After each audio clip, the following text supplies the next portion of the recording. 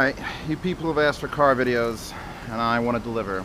So the only mod I've done to this 97 Corolla front wheel drive with 203,000 miles on it, but a 5-speed, is this central dogma parking permit that I added to it. And that's grand. Now I've got this issue here.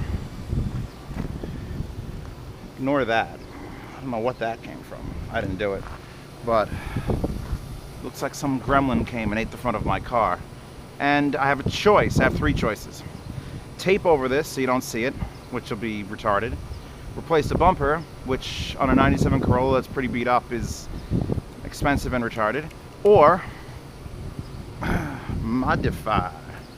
So here is a 288 watt, 50-inch LED rally bar for, you know, driving around these dark Pennsylvania roads at night. So what I'm going to do now is I'm going to take out my little Sawzall, and right here at the top of this lip, that bumper is getting removed. And I'm going to mount that underneath it. We'll see how that goes. Now, here's my little Sawzall. I'm going to use the smallest thin curved blade I can. I'm going to start do the hardest part first, which is right here. I'm just going to see if I could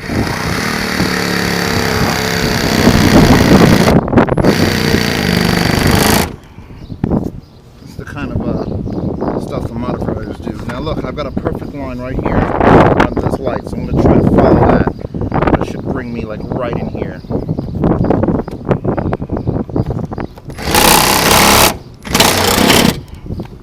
I can get a little rough. If I go low enough, I can get a little rough and then come back and cut again. But I'm going to try to do this in one shot. And once I get this off, I'll know how I can do around the rest of it. Isn't car modification fun? I'm not going to hit any electrical. This is the only one down here. So I'm just going to make sure I do good. And we'll see how this goes. Alright, now as you can see, my skills as a master craftsman have paid off. There's the extra part of the bumper. Let's get down here. You can see what's going on. Alright, the mounts for that light, there were 2 bolts, by the way. I had to cut here. I brought my snips down to trim this a bit. The mounts for the light are 48 inches apart exactly. The cars are driving over me, that's fine. Everything's fine. And these 2 places here and there are where I want to attach to. But unfortunately, where they end, the absolute edges are 42.5 inches. So if I gotta go 48, you're looking at, yeah, I gotta build brackets that come out here and there. Oh, it rocks, really suck. So, is something biting me? No. Alright, so I gotta build something that comes out and extends. I go 5-6 inches. I gotta build it so that it attaches to this, which is a pretty, I don't know how I'm drilling through that. Here I could do a bolt in the back. Here I'm not gonna be able to do a bolt because the frame is above it. So I gotta put something here that I'm threading into the actual steel, and something here I could do nut and bolt that goes out past and comes here. So I'll take some absolute measurements now, figure out exactly what I need. This might be all I could do today. I guess I don't want to pre-drill holes, so I may just get a hinge, like a heavy duty hinge, and just separate it and take that piece of steel and go 1, 2, and then use the other hole to mount. I should be able to come straight across in front of this fan. I have to do well, it curves, so that's a good thing. I'll size it up right now off camera because frankly it's too damn hot. Just too damn hot. I'm doing handheld instead of head mounted. But next day, much cooler out in the shade. Look at that beautiful tree just blinding me. Here are the brackets I bought at the hardware store. This is a 3-foot piece. I cut it 2 1-foot sections, or roughly, I think it's 10.5 inches, whatever it is. And I bought some hardware, got my drill and everything, and it's clamped in place in the frame. I'm just going to pick, what I'm going to do is, these are 3/8, and I'm going to just drill a hole slightly smaller than this, ream it out a bit, and then thread into that for this section. That's not really going to be holding any weight. That's just to hold the bracket. Then here, where I have a lip behind, I'm going to do nut and bolt. I've got the the little nylon lock washers. Those are going to be fine. And then after that, it's just a matter of making sure that this hole here, one of these holes, and over there are exactly 48 inches apart. It's really a rough in, so it's too hard to calculate that stuff now. So I'm just going to get one mounted, and then I'll adjust off the other one. And then once it's set up and in place, the bumper here, which I could do this now, there's this nice cavity here. So I'm going to find a way to mount it so that it isn't just holding on via this bracket that'll hold the back of it, and then something here has to hold the front of it. This way it doesn't, bounce down with the weight. Because the thing is pretty heavy and it's pretty extended out past these brackets. And I made sure I went with metal. I didn't want to go with plastic because metal will bend if I hit something. Plastic will just not bend, and then it'll be under the car at 50, 60 miles an hour. So yeah, here we are. This is how you work on car. Alright, first one went in, I just drilled a hole and it threaded in slightly. This next one I was going to drill a bigger hole and just use a nut behind it, but now I'm going to thread it in also and then put a nut behind it, because why not? And I forgot to change the drill bit, and it really needs more leverage than I'm doing with the camera. And I'm using a giant washer there. I'm gonna have to get more nuts. I could do like 7 of these, so I may just go back to the hardware store at some point, take a walk, and then bring back more nuts. More nuts and bolts. Look at me go. Yeah, I gotta get behind this now with a, I have a cool tool from Craftsman that will tighten that nut on nice and good. There we go. Front's tight. On this side, that side's done. Double bolt, and then the big one that's bolted through. On this side, there's this mount for, I think that's the oil catch can or tranny cooler or something. And I tried to use it, but I couldn't, so Sawzall came out again. Thank God this is mild steel. And I just chopped the corner off. Now I'm going to do the same. That's slightly tilted down, and I actually didn't notice it when I was laying there, but now I'm going to have to match it on this side. So it's going to be something like that. And I'm going to clamp this in place and then take some measurements to see if I can get some holes exactly 48 inches apart.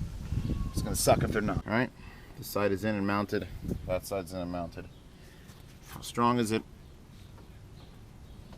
I can shake the car with it, so that's a good sign. I'm going to, here's the light.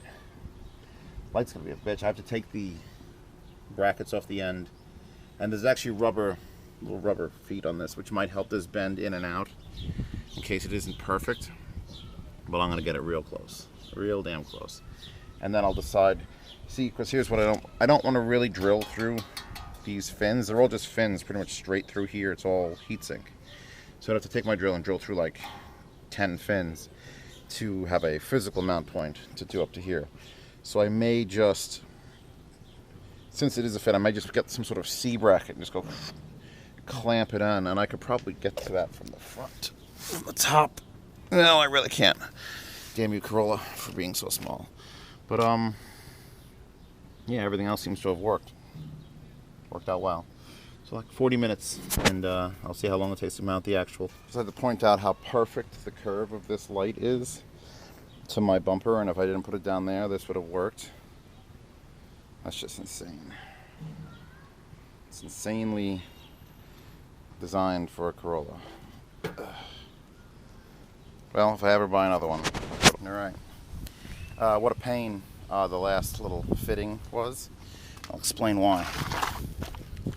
Because since this is curved, these brackets have to be like angled inward, which means this is 50 inches wide, and that's actually, the bolt mount's like 48. And I kept having to guess and then hold this up with like my foot and screw this little Allen. This is really small, by the way. I'd rather that was much bigger. And just I had to reposition the brackets like 3 times. And I'm crushing the hell out of the rubber behind it so that, you know, it actually sort of kinks over, but it's solid. It is solid. Extra washers. So now I gotta put my New York license plate back on until this car is registered in PA, because PA does not need front license plates. And doesn't look bad. Doesn't look great. Doesn't look pro. I mean, this is the part that was shattered off the car, so I had to match that on this side of the car, you know, by eye. And I would love to get like a shroud to cover that. with something just to bring it out. Maybe even go under the light at some point. It's a little crooked. I'll have to see what I could do about that. That's just the way the bumper sits in the car. Alright, now the real pain in the ass starts, which is getting the wiring harness, which is here. I have to get this length of it, wherever it is. Here, this one. Through the firewall. And the firewall here is exposed, but there's not many pass-throughs. So I gotta figure that out now. Figure it out. Alright, now I'm not sure if I just got extremely lucky or what, but I noticed this red, black, and green wires coming through the dashboard. The green ones for the tack my brother added to the steering column. The red and black ones are for this little siren, which hasn't worked since God warmed the earth. They went through that boot, and I'm like, alright, how do I get into that boot? That's a noisy train. So I took my giant screwdriver and I stuck it through the hole, and I just kept sticking it, and now here's the end of my screwdriver. A giant screwdriver. Ripped the boot, which is how he got his wires to the boot. He ripped the boot. Considering how big the connector is I have to pass through, that's fine. So now, if you can see that, now there's my screwdriver above my gas pedal. I'm gonna take this duct tape. I'm gonna duct tape this huge connector to the end of my screwdriver, very awkwardly I might add, and then pull it back through. And then I'll be able to just wire this up and I'll have lights. Alright. I'm gonna do a little demo now of the LED lights. This is regular headlights, that's brights, that's that. That's off, that's brights. Yeah, lots of light. And in Pennsylvania, in the dark bits, you need lots. Wow. Is that a deer? Bam! I don't know what it is, but I got it all. No drain in the alternator that I could tell. Just light. And it's gonna rain now. And keep in mind, if anyone's coming to the road the other way or up in front of you, you want to shut this shit off. But right now, I'm thankful I have it, because that, oh, there's dead deer, and that is a major difference. So I'm just gonna keep this in my hand and drive along. See any lights coming, just shut that shit off, or you will get them at someone's death list. Wow, so bright. Yep, cars are coming and off. And now I can't see shit. Alright, hopefully there won't be a lot of oncoming traffic.